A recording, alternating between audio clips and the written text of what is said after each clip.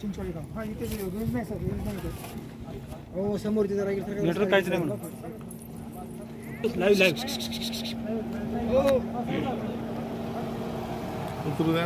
समोर समोर समोर हो समोर सर का समोर सर का ना लाईव्ह मागे सर हो जर सर का ना थोडं मागे सर का ना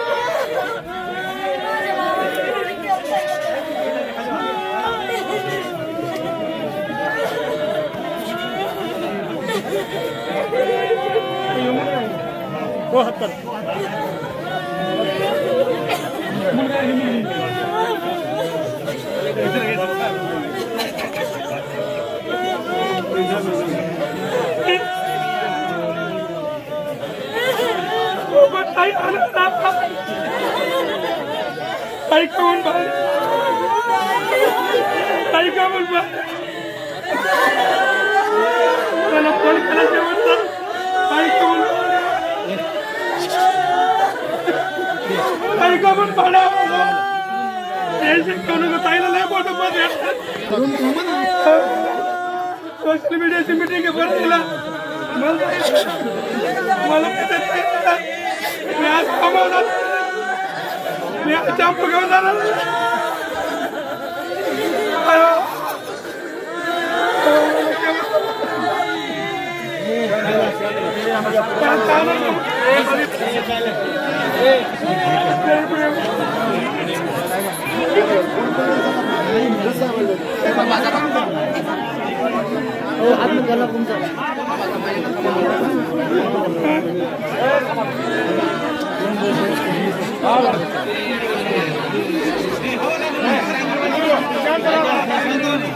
अरे हे बघ ना इकडे उभं राहतो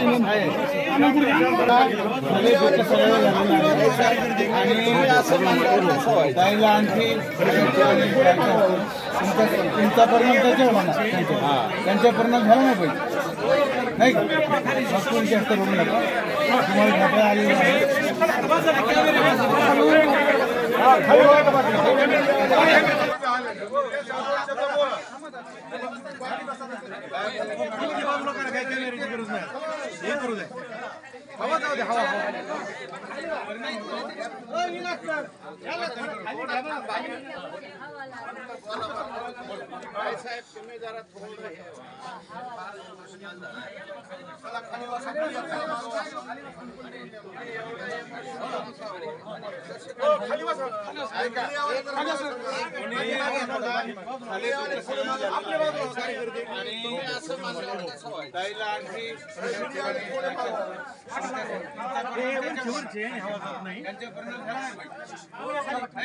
खाली चला म्हणून खाली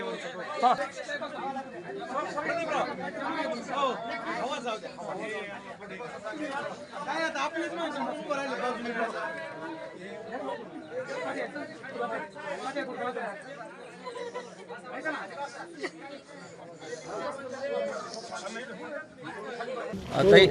अत्यंत दुःखद आहे.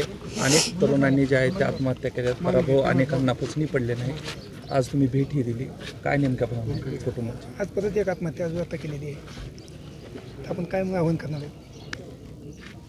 पहिली आत्महत्या झाली तेव्हाही मी आवाहन केलं होतं लोकांना, मुलांना, असं करू नका.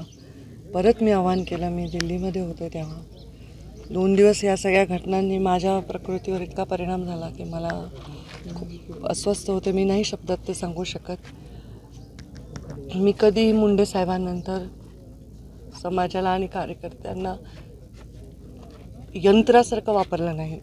मी नेहमी असा विचार केला की हे लोक माझ्यासाठी परिवारापेक्षाही जास्त आहेत. जीव लावला मी लोकांना आणि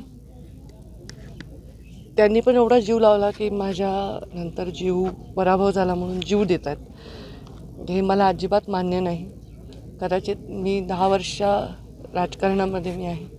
मी कधीही स्वतःचं संतुलन बिघडू दिलं नाही. कधीही मी भूमिका अशी कमकुवत घेतली नाही.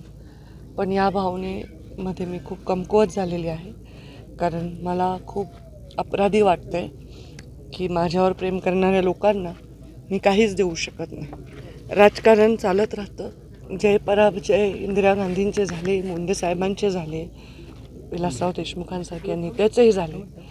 पण हे लोकांना एवढं जिव्हारी लागण्याचं कारण मला वाटतं आत्ताची परिस्थिती आहे. माणसाला स्वतःच्या नजरेत इतकं लहान करू नका आणि त्यांच्या जीव ज्याच्यावर आहे त्या नेत्यांनाही करू नका, अशीच माझी विनंती आहे. आत्ताच्या गेल्या 5 वर्षांच्या घटनाचा परिणाम लोकांच्या मनस्थितीवर इतका झाला की ते निराशात जात आहेत की काय असं मला वाटतं आहे. आणि मला त्याचं अपराधीपणाची भावना वाटते की इतकं प्रेम लोकांनी कोणत्या नेत्यावर करू नये की त्यांनी स्वतःचा जीव द्यावा. आजारी वयस्कर असे लोक नाहीत. हे उमेदीचे तरुण पोरं आहेत, ॲक्टिव्ह आहेत, लहान लहान लेकरं आहेत. त्यांना माझी विनंती, लोकांनी त्याला मान द्यावा अशी माझी विनंती आहे. स्वतःचा जीव देऊ नये. कारण जर तुम्हाला हिमतीने लढणारा नेता हवा आहे तर मलासुद्धा हिमतीने लढणारा कार्यकर्ता हवा आहे. नाही तर मी राजकारण सोडून देईन. अजून जर कोणी जीव दिला तर राजकारणामुळे हे होते असं वाटेल मला. तर मी पाया पडते तुमच्या माध्यमातून, सगळ्या माध्यमांनाही सांगते की हे राजकारण नाही. पंकजा मुंडे रडल्या हे महत्त्वाचं नाही, पण का रडल्या हे महत्त्वाचं आहे. मला हे लोक नाही गमवायचे आहेत. पराभवानी विजयाने मी हलणारी नाही. पण अशा गोष्टी मला खूप हादरवून टाकतात. त्यांची मुलगी जेव्हा तिच्या वडिलांना काय आप्पा बाबा म्हणून रडत होती तेव्हा मला खूप अस्वस्थ झालं. कारण तिची वेदना मी समजू शकते आणि मी खूप त्या झेललेल्या आहेत.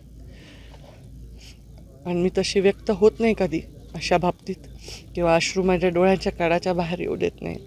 पण आज मी अस्वस्थ आहे आणि माझं स्वतःवरचं संतुलन बिघडेल असं माझ्यावर प्रेम करणाऱ्यांनी करू नये एवढीच विनंती आहे.